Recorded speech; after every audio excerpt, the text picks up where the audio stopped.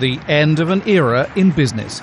Bill Gates, the face of Microsoft, is standing aside in the company he co-founded in 1975. The man who took a little understood program from IBM and transformed it into Windows software that now runs 90% of the world's PCs is shifting his focus to charity work.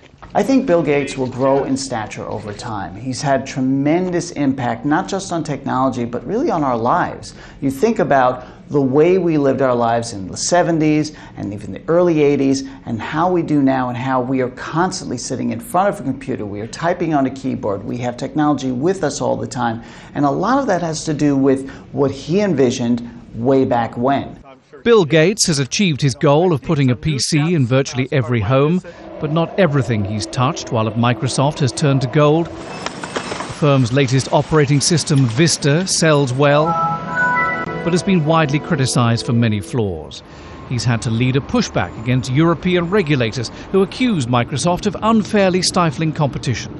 And the firm's $50 billion attempt to take over search engine Yahoo earlier this year ended in failure.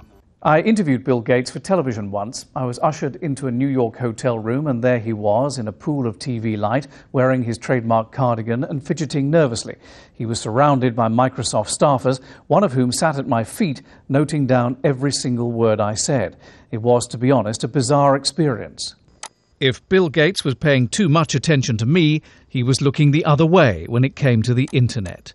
Microsoft has missed out on the rise of the World Wide Web and is now struggling to catch up with more flexible and far cooler rivals like Facebook and Google. He notes how they weren't first, and he's right. Google was not first in search, but they caught the wave, and then they executed. And he says, boy, did they execute.